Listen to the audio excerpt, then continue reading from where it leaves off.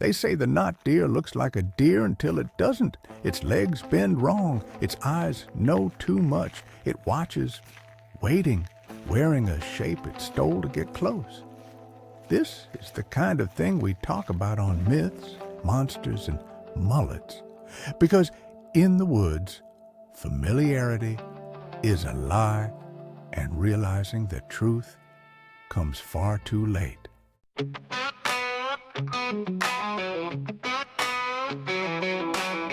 Out in the woods, shadows creep slow. Footprints deep where no man should go. Cold winds howl through hollers and brooks. Whispers of Bigfoot in the way it looks.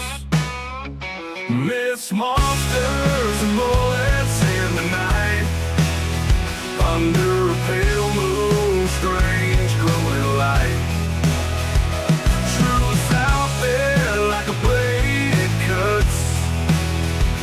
Myths, monsters, and bullets run amok.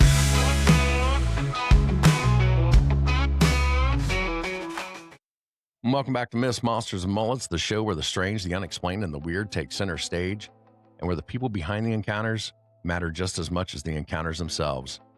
We're not just here to talk about what was seen, we're here to understand who saw it, how it changed them, and why it still matters. Before we dive in, I want to give a quick shout out to our supporters over on Patreon. If you want to help keep the show independent, ad-free, and unapologetically weird, head on over to Patreon, search for Myths, Monsters, and Mullets. You're going to find members-only episodes, early access to the public episodes, and bonus material you won't see or hear anywhere else. If you've had an encounter, or you've seen something weird you've just never been able to explain, I want to hear from you. Email me at mythsandmullets@gmail.com. That's mythsandmullets@gmail.com. Your experience can be featured on a future episode. Don't forget to mark your calendars. June 6th, 2026, I'll be speaking at the Arkansas Cryptid Fest in North Little Rock, Arkansas. If you're into cryptids, folklore, listening to great speakers, that's where you need to be. It's put on by Drunken Cryptids. And that's North Little Rock, Arkansas on June 6th, 2026. Don't forget to subscribe, like, leave us a review, share the show with a friend who lives for the unexplained. I really would appreciate it. And with that, let's get on with the show. Welcome back to Myths, Monsters, and Mullets. I am your host, John Methenkamp. On tonight's show, we have Maddie. Maddie is the daughter of a good friend of mine, Chris from Nevermore Hollows. And Chris was telling me that Maddie has had some encounters here recently. So I was like, Chris, I need her on my show. So I text Maddie and she said, yes, I would love to come on and see the mullet. So Maddie, how are you today? I'm well. How are you? I am wonderful.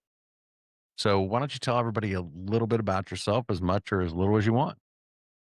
My name is Maddie. I grew up in East Tennessee, about 25 minutes from the foothills of the Appalachian Mountains. My dad, Chris, is a cartoonist, and so my brother and I grew up weird little kids. And you didn't have a chance with Chris being your dad. I'll tell you that right now. We didn't have a chance to be normal at all. But ever since I was little, there's several experiences that I've had, or I've been told that happened to me. I was too young to remember, but that they're just not normal. It's not things that happen to normal children or normal young adults. And so I just always thought that was interesting. I've always been interested in like paranormal or like cryptid experiences. A friend of my parents used to try to make my mom mad and tell them that I was a kindred spirit. And my mom was like, don't say that. But now that I'm like older, I'm like, that I wouldn't say that about myself, but I think it would make sense. There's been several times I've seen things that I know others haven't. Like, for example, when I was a teenager in my little tiny hometown, there was not much for me and my weird little friends to do. So we would go drive around the Civil War cemetery And gorgeous. It was just a gorgeous cemetery, and we loved it. We liked going there, and like my dad, his like one thing was he was like, "Do not go in the cemetery after dark." And I was just like, "Oh, it's because it's disrespectful. It's a state-owned thing. Like, we don't want to get in trouble." So the one night my friends persuaded me that we should go into the cemetery after dark. And I was like, the whole time I was like, I don't know about this, you guys. I don't know about this. And then we were driving. I was sitting in the passenger seat. My friend was driving. And there was something. It might have been a person. It may have been a homeless person. But we don't ever, like to this day, don't know. And it was like behind a headstone and then kind of peeked out at us. And then like we both looked at each other like, did you see that? And she was like, "Yeah." And then we just kinda sped up and left the cemetery. I was like, "I don't wanna do this anymore." But it's always weird stuff like that. I've had experiences at places I've worked before. I work in music. I've worked at, quite a few historical places, in town now, and so I always, like, if I experience something, I kinda, like, ask around. I'm like, "Have you guys ever experienced anything maybe weird that you couldn't explain?" And sometimes people are like, "No." But most of the time, people are like, "Yeah, actually, I have. What did you see?" And so then I'm like, "Oh, this is what I saw. What did you see?" So I've just always been that type of person, and my parents are too. And I think it's because my dad always says, um, like, if you don't put your faith into anything, it's nothing's gonna happen. And so I think like believing that I saw something is like what makes it real. And so I like that saying, like, and like even when I like get scared or like worried about something, I'm like, if I don't put my faith in it, then it's not there. It's not real. And not it won't bother me. I agree with that, and I think there's a lot of people that use that in both ways. Hmm. Like my wife, okay, she accepts that the paranormal exists, but she has decided just not to think about it, Right. and if she doesn't think about it, then it's not going to affect her. I think a lot of people do that, but Hmm. that goes the other way too, because when you're open to the paranormal and you have faith that it's real, Hmm. you tend to see things that a lot of people don't. So you said that other than um, the ghost person in the graveyard, um, you said there was other things that happened while you were growing up. Yeah. I think I don't remember this. I was probably about 3 years old, but both of my parents can tell the story clear as day every time.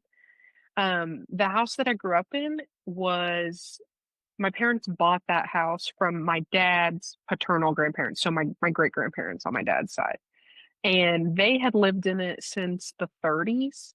And I think it had one owner before that, but it's just like little tiny like farmhouse.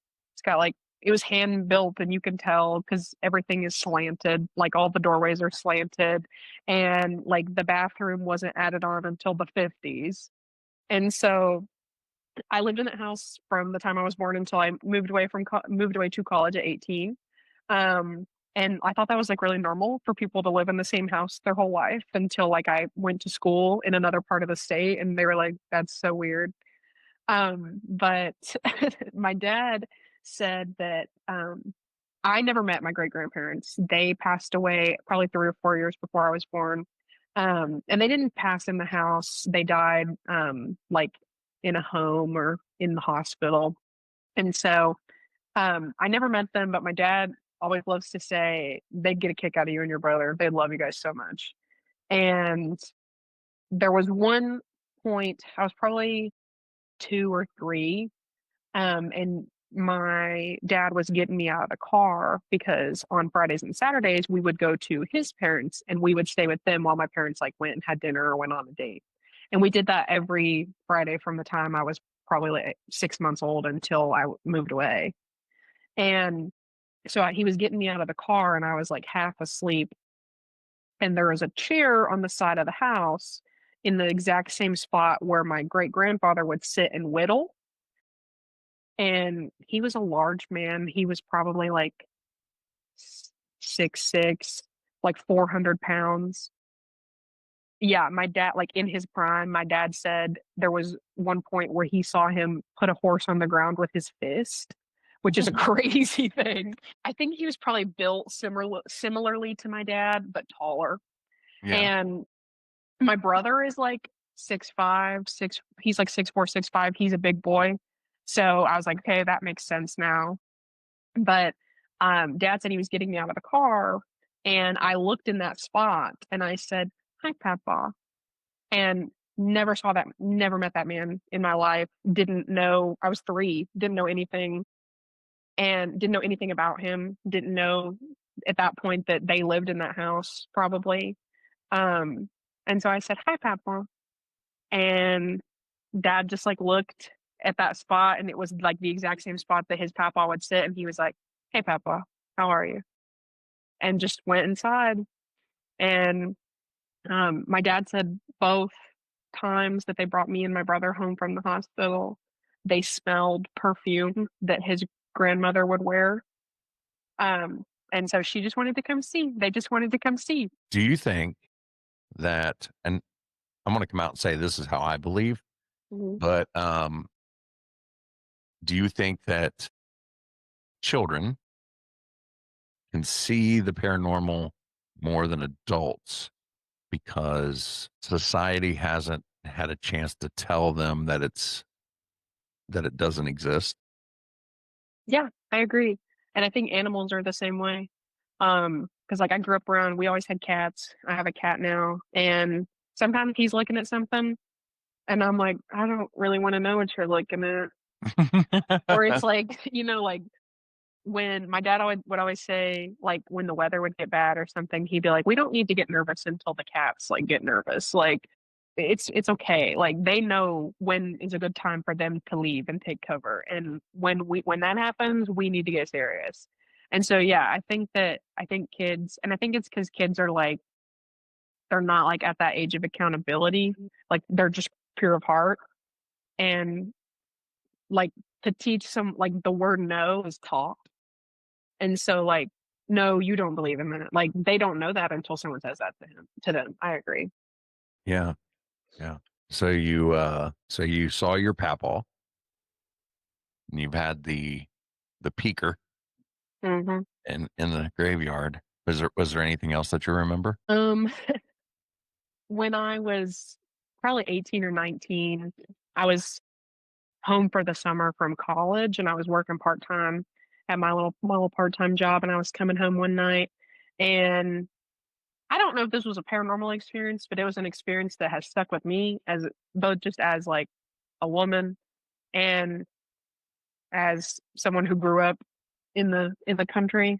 I was driving home and like where my parents live used to be kind of secluded, but now there's like a power like not a power plant, but there's like a whirlpool plant there, like right down the street.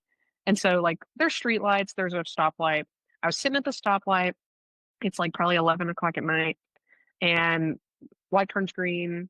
I start driving, and then on like my right, there's this girl like walking the opposite direction my car is going, and she looks distraught. Like you could tell she was visibly upset, and I didn't want to stop because I was like by myself, but I was also like 15 seconds from my parents' driveway, and so I pull in the house and I run up. I run through the back door, and I was like, "I think we need to call non-emergency."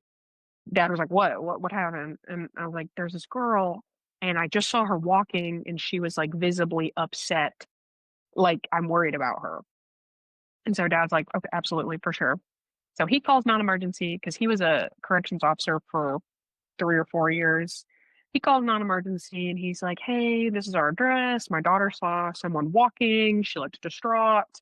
Um, just worried about her." So they're like, "We'll check it out. We'll check it out." They leave or they come out apparently. They drive around, they look, they drive around all the side streets, and they call my dad back and they're like, "Hey, we have not seen a single person. which I don't know if I would classify that as paranormal, but I was worried that someone had picked her up Yeah. and maybe she was running for somebody or something. And then years before that, probably 2 years before that, in the same area, I saw a monkey run across the street in front of me, and that scared me. A real Like monkey? it was like a chimp, like the size of a chimp.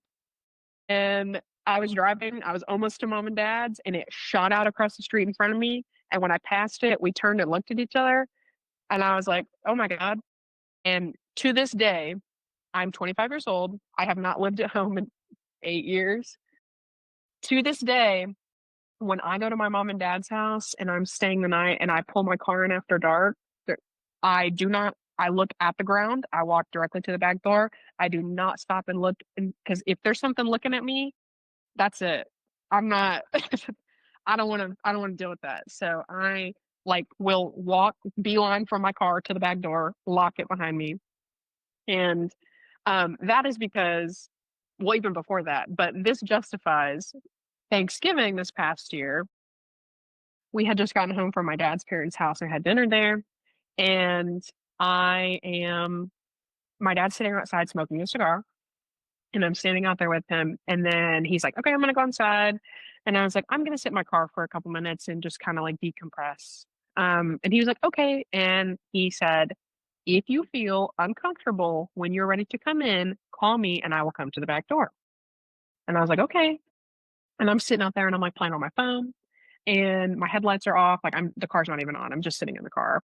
And then I like feel weird. And so like I look up and probably like I was parked in the grass in the yard and my car was facing, there's a fence line and they have neighbors that live back there. And the neighbors have like goats and chickens and stuff. And so I was like, okay, maybe, I don't know, maybe there's an animal right there. I don't know. And when we were outside and dad was smoking, their dog was like going crazy, the neighbor's dog. And I was like, that's weird. And so I look up and at the fence line, which is probably like 400 feet in front of me, I don't know, maybe less. It's about 6 feet tall. There's like a post, like a stake in the ground, and it's standing next to it. And there's like a brush line, like that curves down like this. And something is standing there and it's peeking at me like this, like around the hedge, like with its head turned looking at me. And it had eye shine like an animal because humans don't have eye shine. Right. And I was like, oh no. And I was very careful, like not to move. We stared at each other for maybe 20 seconds. And then I like looked down at my lap to grab my phone because I was going to call dad. Look back up and there's nothing there. And so Did you make any detail out on this or was it just the shape? it was just the shape and probably how tall it was. And I only knew how tall it was because there was like a stake in the ground, like a gardening stake. And it was dad went out there the next day and he's like, that's roughly 6 feet tall. And it was like peeking at me. Like if there was like a door frame, it would be like looking like this. And Wait. Hang on just a second. Let's go back just a second. Yeah. The chimpanzee. Was there an escaped chimpanzee in the area? Nothing I know of. But my But mom has also seen a black panther. But could this have been like a baby Bigfoot? See, my dad called his friend Alan, who I'm sure you know too. And was like, Alan from Nevermore Hollows? I've yes, never Alan heard of from the guy. his friend Lafayette Faust. Oh, that's who it is. Okay. And he was like, tell him what you just told me. And it was like Thanksgiving night. And he was like, it's interesting. You're like the third person in the past like 2 weeks to call me with a story. But I was like, no, I'm not staying out here. I got out of my car, I locked it, and I backed up all the way to the back door because I was like, I'm not turning my back on this thing. Like, I'm not an idiot. And so I was like, I just like walked backwards to the back door, and then I went up the stairs and locked the screen, went inside, and my dad has an art studio in the house. And so when you come through the kitchen, the art studio is like right there. And I stopped in the doorway and I was like, I saw something weird. And he like was drawing and put his pencil down. He said, "What'd you see?" And I told him. And he said the first thing out of his mouth, he said, "I believe you." Because like to my dad, I mean, why would I lie about that? You know? Right. Right. Okay. Now I'm ready. It's going to be an interesting edit. I'm sorry. No, it's fine. People will be like, wait a minute. She moved Maybe they won't location. notice. The light was kind of shining in the background of that one, so maybe they won't notice. No, it's fine. It happens sometimes. So, where were we? You just went in the house. But yeah. So I go in the house and I tell dad, I was like, I just saw something. And immediately he was like, I believe you. And he calls Alan and he was like, tell him what you just said. And then he tells me, he was like, well, it's funny because you're like the third person within the last couple weeks to call me and tell me you've got something. And he said his son had called him and told him a similar, not a similar story, but he had another experience. And he was like, that's just strange that like three people have called. And I was like, yeah, it's weird. And it's like, Wait a minute. Was this last November? mhm. Is this past Thanksgiving? That is weird. Were you the other person? Mine happened the weekend it was the 30th. Oh my God. Huh. Yeah, that is weird. Was there like a full moon or something? That's why I was sitting there thinking, like, did the stars align or something on that I day? know. I It's don't like know. I have to normally I check. keep track of the moon. Like where was the moon? I don't know. I don't know. During my encounter, I can't remember. It was very dark. I don't know if it was, it was overcast. So I wouldn't have been able to Mm, tell because it had snowed earlier that day. But mm. anyway, it's not about me. It's about you. Okay. So you saw possibly a baby Bigfoot, Something. looked like a chimpanzee. You saw the tree peaker or whatever it was, Hmm. which, you know, that's one of the things that they describe with Bigfoot is, the peaking. I believe I've heard some people refer to them as hide behinds. Curious. They hide behind things and peek out at you. So, yeah. And I mean, I was just in your hometown Yeah. a few weeks ago, and that is very, very squatchy area. That's all I can say. I mean, there's a lot of places not far from the town there for large creatures to live. Let's put it that way. Yeah. It's a lot of farmland. Like when I was growing up, when I would drive to high school, I drove through a cornfield basically for 20 minutes, which was terrifying on mornings when it was like foggy. Yeah. Um, and like it's just me and my brother, and my brother is like not like he chooses not to believe in stuff like this, and so he was like, "I don't know what you're talking about," and I'm like, "You're not scared?" Like, he's just like in the passenger seat, like I. He was just upset that he had to ride to school with his older sister. Like he wasn't like upset about anything else. It was more terrifying being seen with the sister than This than what poor might boy. be hiding in the corn. Yeah, he did not care. He was just like as soon as we get to school, he was out of the car. He didn't want to be seen with me. So, does that bring us to why I contacted you in the first place? I think so, yeah. My most recent encounter, it was in July, it was like end of July. Me and a good friend of mine had like stayed late after work to go to a concert. We work in downtown Nashville. So we left downtown probably like 10:30 or 11 o'clock.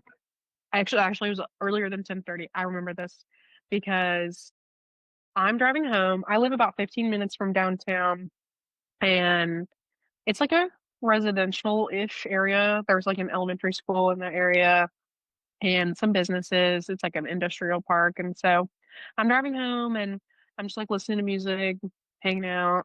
And this road I drive every single day to and from work, I see like I'm driving out and I'm driving and on my right, there's a cemetery and it's just like a regular, like normal looking cemetery. Didn't hasn't ever caught my eye before.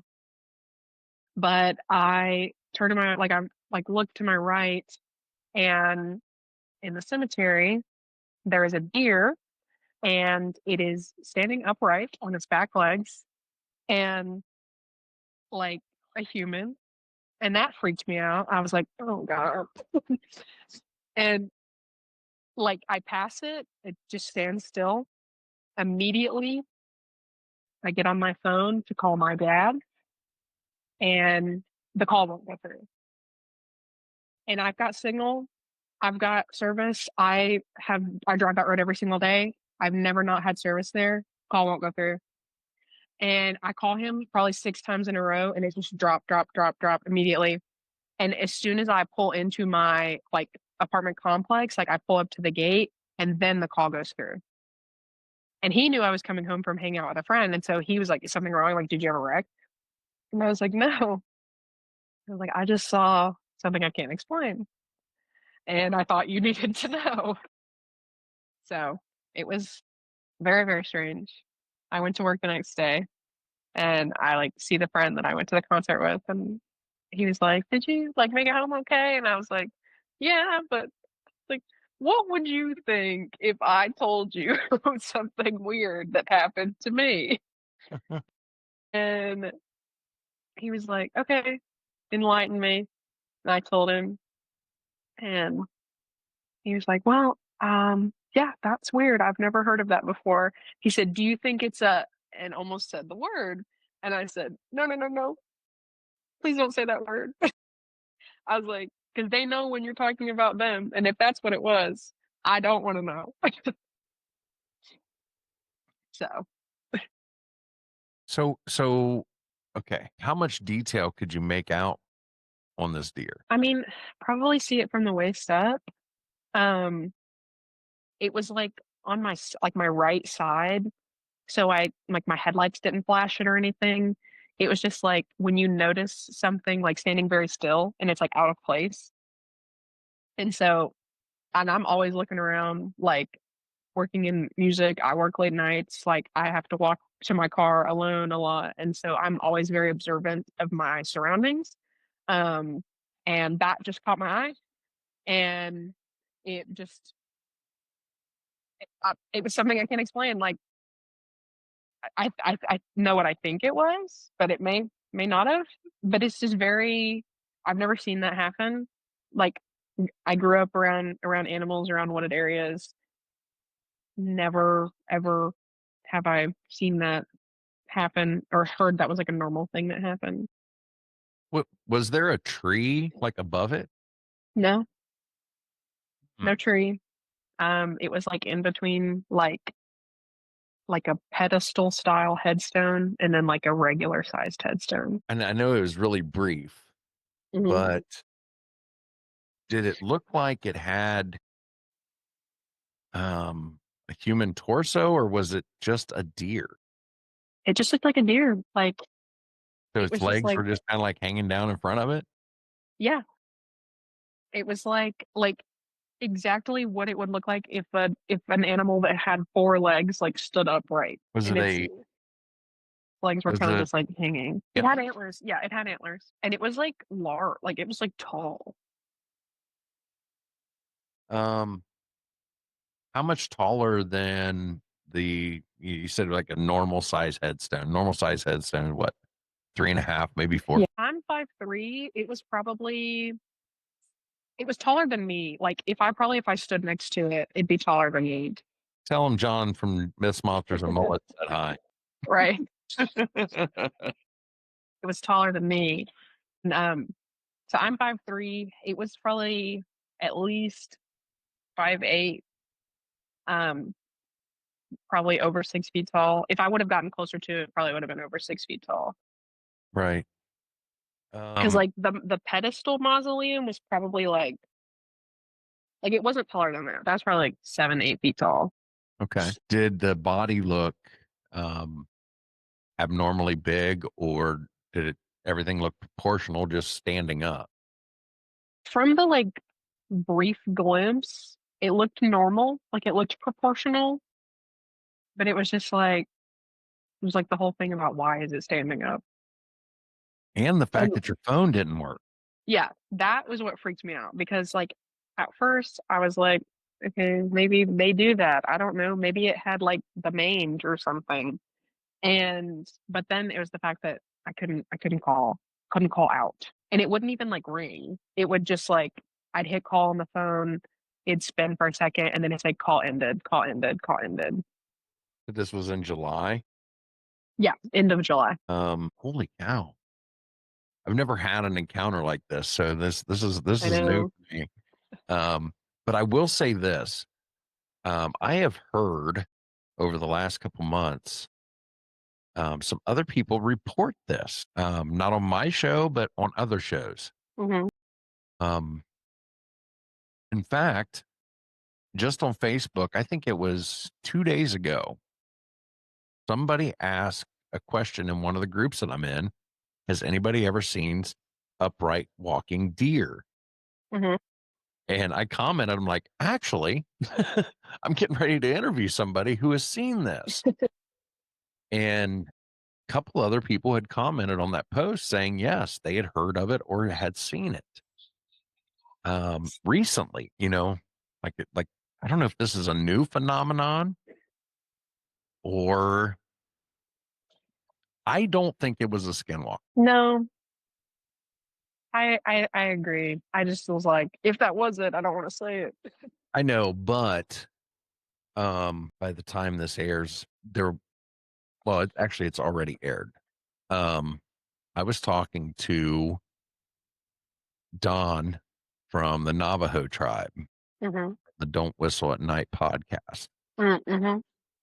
And I, we talked about skinwalkers on that episode a lot about skinwalkers.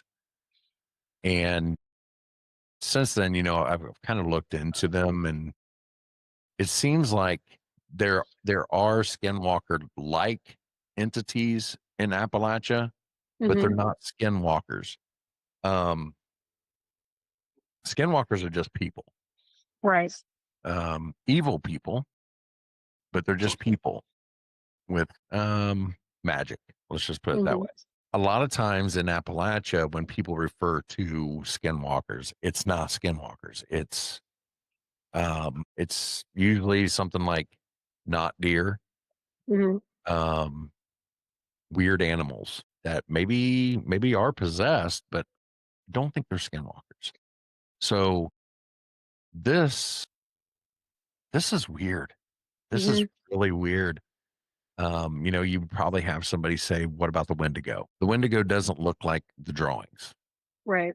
It doesn't have antlers. Again, you go back to the Native Americans who, you know, they reported this first. Um, it's really kind of like in the realm of a skinwalker. It's an evil person. Um, wow. Could it have possibly been? I mean, if you were looking at it, could it have possibly been somebody in a costume? I don't think so. Like it wasn't like built like a human. You know how like when we're standing upright, like you can see shoulders. It was just kind of like if an animal that walked on four legs stood up. Right. And I only asked that question because I know there's going to be somebody in the comments or somebody Right. listening is going to be like, it's probably somebody in a costume. One, it's July. Yeah. It's 10:30 at night. You're standing in the middle of a cemetery. Most people aren't looking at the cemetery. So what would be the point of doing that? Right. For the maybe the chances somebody happens to look over. I hate the whole person in a costume argument for cryptids and stuff like that. But and in your case, you started having issues with your phone. Have you ever had any kind of issues like that before? No. Not like, I mean, yeah, like every once in a while it's like, "Oh, there's no service," but, like, I had full bars and, Right. like, I have a phone supplier that, like, doesn't I don't have issues, like, a lot. And so, like, that's why it was weird to me because I was like, "Call, call, call, call," and it just wouldn't go through. And you're in Nashville. There, Mhm. it's not like you're in the middle of, I don't know, outside of, say, I don't know, Cleveland, Tennessee, you know? Yeah, it would Uh, have made more sense if I was, like, in Cleveland because, like, it's like, well, there's wooded area, but, like, I was, like, in a residential area right outside of downtown. right. Wow. That area though, even Western Tennessee still has some weird stuff that goes on over there.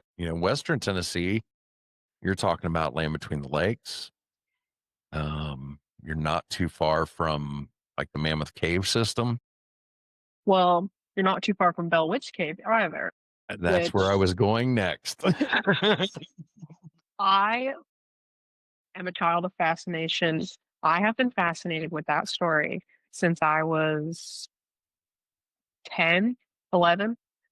Because in Tennessee, when you're like 4th grade through 8th grade, you have to do 4-H. That's like part of your grade in school. And I was really into speeches, like the 4-H speeches, because I loved creeping people out. And so I always did mine on Boy, that spooky sounds like stuff. your dad. Right, right. I loved creeping people out. And I like it was just like I always did mine on weird stuff. Like I think my very first one I did on Nina Craig Miles, which is like a local Tennessee like ghost story. That is like as an adult, I I look back on it and it's like it's just devastating. Like what happened to her. Um and that was like local to my hometown and not many people knew about it, which was crazy. Like I think I went to like district with that speech and people were like, huh, like this was like the greater Chattanooga Knoxville area and people were like, never heard of that. And but I think my second or third speech was about the Bell Witch and like the story fascinated me so much, still does. And then like 2 summers ago, maybe 2 or 3 summers ago, my roommate and I um we had like an off day from work, like both of us were off on the same day. And she was like, we should go do something. And so we just like looking up things to do. And I was like, oh my God, we should go to the Bell Witch Cave. And she's like skeptical. Um, and so she was like, okay, like she's not scared. Like we talk about ghosts and stuff all the time, but she's just like in her own way, a skeptic. And it's like 45 minutes from our house. And so we get in the car, we drive up there, and it's this family that owns it now. And they like have a house on the property that they live in. And then they've replicated the cabin, the Adams cabin, or the Bell cabin. It's in Adams, Tennessee, the Bell cabin. And then it's like you take like this really like steep, treacherous like trail down to the cave. And it was like $20 to do the tour of the cave and the cabin, and we were the only people there. It was me, my roommate, and our tour guide, who was about our age, like mid-20s. And then they have like a little gift shop where you buy your tickets and stuff. And I was like raring to go. I was so excited. This was like my nerd thing. I loved it. And they had like books because like my dad, there was a book that you could only get in the reference section of our local library, and it's called 13 Ghosts of Tennessee. And she's in there. Um, so I read that, like, many times, like, in just sat in the library and read the whole thing, and, I was, like, telling the lady, I was like, "Yeah," I was like, I love this, I'm so excited to be here," and she pulls out this book of, like, handwritten letters of people who had visited the cave, and she was like, "These people have taken something from the cave and then written us this letter and mailed the item back." They said they've had people drive up their driveway, get out of their car, and throw whatever they took back onto the property and leave. Really? Yeah, It sounds like Pele's curse. Have you ever heard of yeah, that? yes. Wow. And so my roommate was like joking with me, and she was like, I'm going to take a rock from the cave. And I was like, I told her, I said, I'm very serious about this.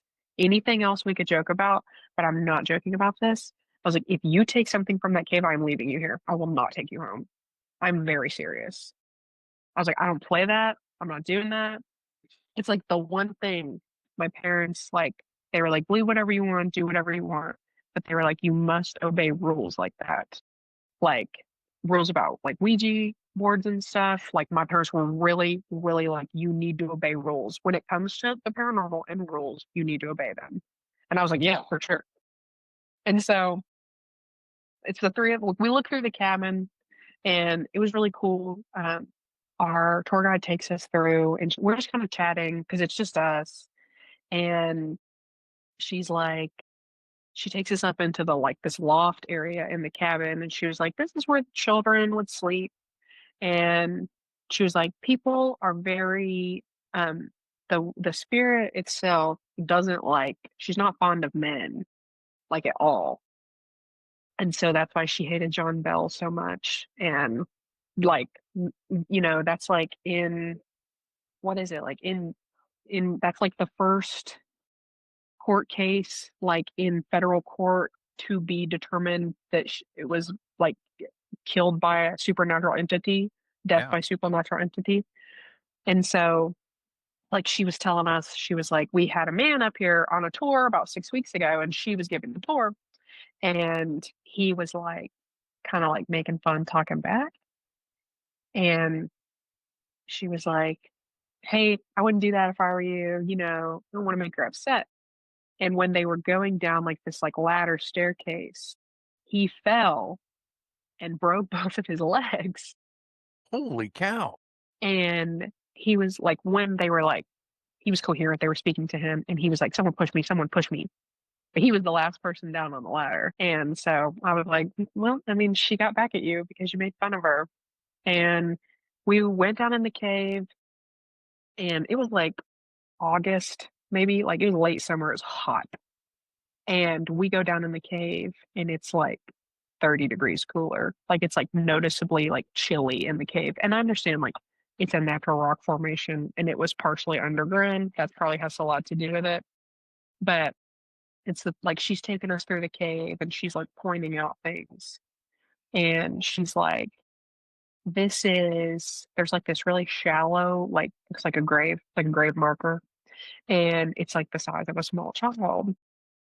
And she's like, this we really can't explain.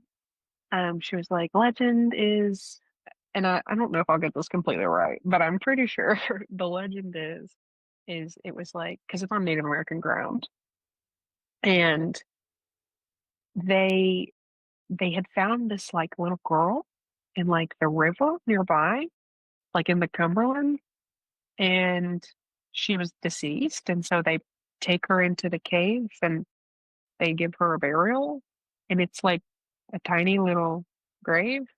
She's probably 7. And then they come back the next day to tend to her. She's gone. And there's like nobody dug anything. There's no evidence of anybody digging anything up. And it's like a little opening in that, it's like a little room in the cave where that is. And it's like deathly silent. And there's like little altars around the room where people like leave dollars or like leave something. And so they think that that particular part of the cave is could be a part of a portal. Um, that was the first time I'd ever heard that. So I was like, oh, well, I mean, I can see it. But we left a dollar. I left her a dollar, and I was like, we come to respect you, like educationally. Please don't hurt us. I gave I gave my roommate a dollar. She leaves it down on the altar. And then at that point, I can tell she's like getting a little like, this is serious. And so they take us back like to the like farthest point of the cave that you can get to, like at on the tour. And they believe that those caves run all the way to Mammoth Cave. They're connected somehow, which would, I mean, make sense. And so we're like in the back most part of the cave. There's just the three of us, and there's altars back there too. And she's like, "You guys have a look around, let me know if you have any questions." And so we're looking and we're like talking to each other like amongst ourselves. And all of a sudden, we're like looking at what people had left on the altars. And all of a sudden, we hear this noise, and it sounds like someone is taking their hand and running it through water, like raking it through. And we look at each other, and we've been friends for a very long time. We've lived together for a very long time. We can communicate without speaking. So we look at each other, and then I turn around and look at the tour guide, and the tour guide says, "Did you hear that?" And we were like, "Yeah, did you?" And she said, "Yes." And I said, "Is there anybody, like, any other workers here right now?" And she was like, The owners, and they're at the gift shop." And I was like, "Oh, no." I said, "Is there standing water?" And she was like, "Yeah." She said, "There's another part of the cave that is only open to staff, and it's probably like waist high with water. And like sometimes they let us back there to swim when we don't have customers." And she was like, "But there's no way, there's nobody here right now. Like it's literally just us." And she even called out and she was like, "So and so, anybody here?" Nothing. And so then my roommate looks at me and she's like, "I'm not gonna take anything." And I was like, "Good, because I don't want you to." I mean, the Bell Witch And is swimming in the cave. I yeah, mean, that's yeah. not good to try to antagonize it, you know? And then like the cave is like not open to the public. Like it's got like a wrought iron fence like over the mouth of the cave. And she locked it behind us when we walked back up the hill. So I was like, "Yeah, I think that was her." And I asked her when we got back up to the top, I was like, "Have you ever had an experience?" And she said, "Yes." She said, they do special things for Halloween. Like they do, because there's, you can, when you do the Halloween, it's like a hayride thing, and they'll take you go to the cave, you do the cabin, but then they'll also take you on like a hayride to the unmarked grave of John Bell. They took the headstone, she said years ago because people were vandalizing it.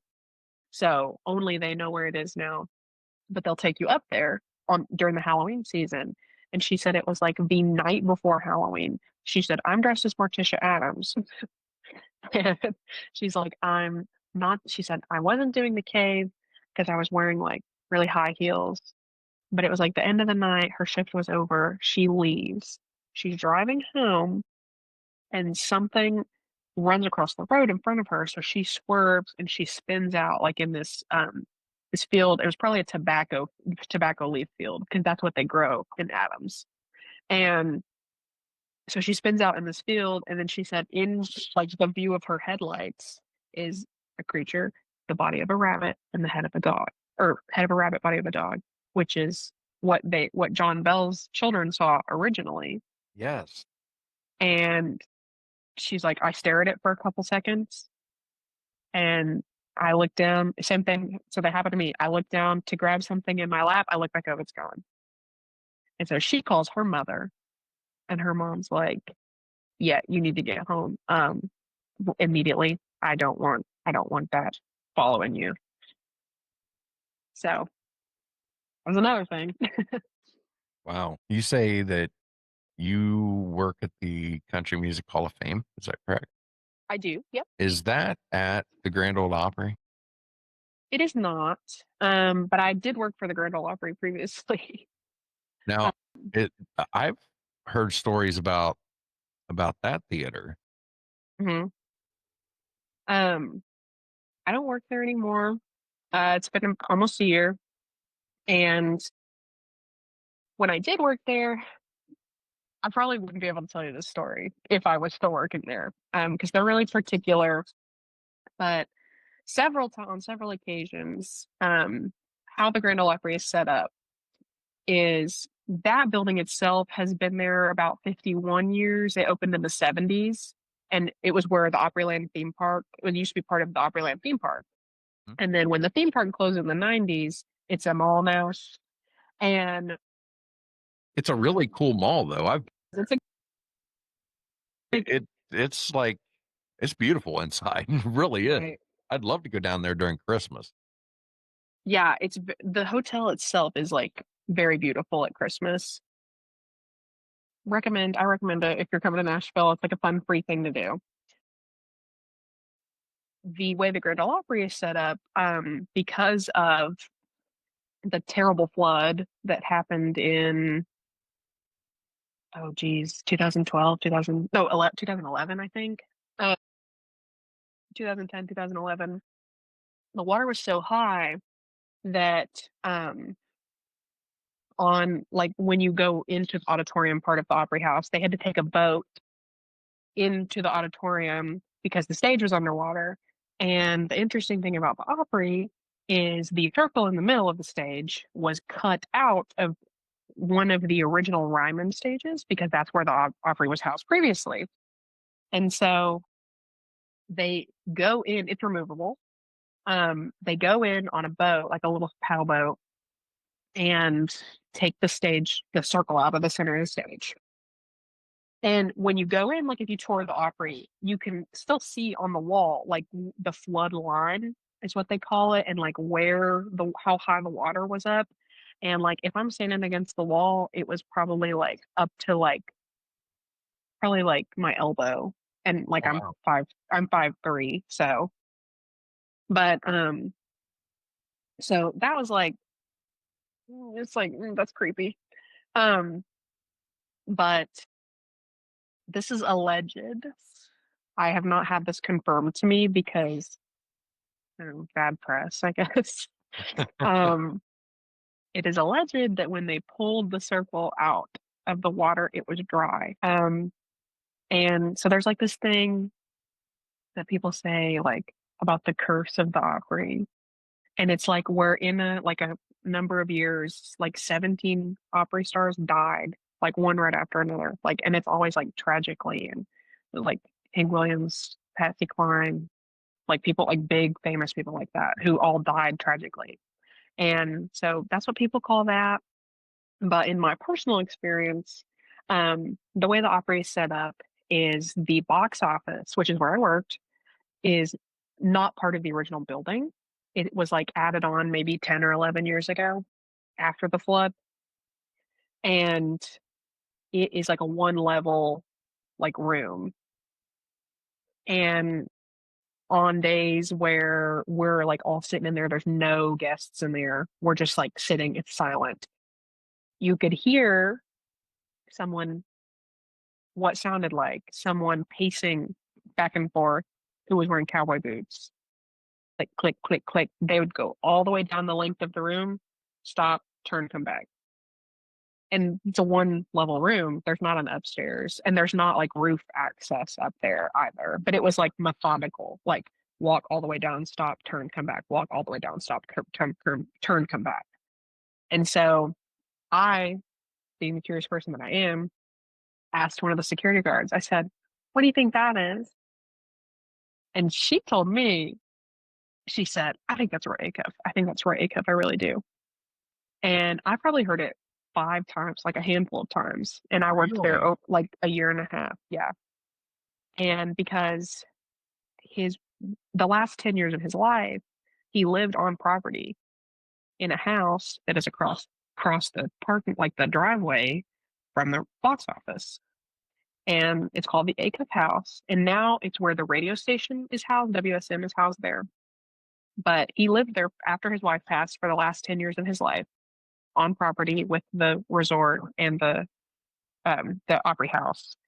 And like they said, like at night, if he couldn't sleep, he would just get up and walk into the house because he was like the father figure of the Opry. And so I was like, I mean, yeah, I definitely, and I asked her, I said, "Have you seen or heard anything?" And she said there had been several times because they have like, sometimes they have to work overnight guard shifts. And she said there were several times where she would be sitting in the guard shack and look on like the security monitor, and it would look like someone was walking through. like a hallway, but she's the only person there. And like it would just make it makes so much sense because like that's where he spent the majority of his life. Right. And he was such like a large part of that. And yeah. So like every time after that I would hear it and I'd be like, oh, it's just Roy. Wonder if you I can mean get. I wonder if you can get ghostly autographs. hey, here would probably be the place to do it. We've got so many artifacts in this museum. I guarantee you some of it's got something on it. Right. Right. Well, Maddie, we've been doing this for about an hour. Hmm. This has been fun. It has been. Yeah. I'm really glad that you came on. And if you ever see an upright walking deer, um, a Bigfoot, or a ghost of a country music star, Mhm. make sure you call Miss Monsters and Mullets first, and then your dad. Okay. Right, right. Okay, I'll tell you first next time. I'm sure he'll understand. Packing order. You will Yeah. understand. He'd be like, "Oh, that's fine." Well, Maddie, really do appreciate you coming on. And if you've had a paranormal encounter you'd like to share, you can email me at mythsandmullets@gmail.com. Talk to you later. Gotta go. Bye. Make sure you're checking out all the descriptions on all my videos. Down below, you're going to find a list of all my favorite podcasts. Nevermore Hollows, Drunken Cryptids, Chumming with the Spirits, Ghost Gossip. So many great podcasts. I like them. I think you're going to enjoy them. Give them a listen. Miss Monsters and Mullets is proud to be a part of Midnight Realm Radio. It's an internet radio station featuring podcasts from the paranormal to true crime. It runs 24 hours, 7 days a week. You can find a link down below in the description. I really do appreciate all the support I've been getting over the last couple months. If you haven't yet, make sure you're hitting that subscribe button. Like, comment, share, tell a friend about the show. That's the only way we can continue to grow. And once again, if you have a paranormal encounter you'd like to share and you'd like to be on the show, you can email me at mythsandmullets@gmail.com. Good night, everyone. Shadow in the pines lurking in the dusky air. Bigfoot stomps through the woods like he don't care. Lights in the sky flash green then blue. Aliens descending with a secret or two. Whispers in the breeze, cold fingers down your spine. Ghosts in the graveyard, twisting through time. Eyes wide open in the dead of night. The myths and monsters giving one hell of a fright. Oh, Miss Monsters and Mullets podcast, spinning wild tales of a future and a past. Hosted by John Methenkamp's fiery soul. He takes us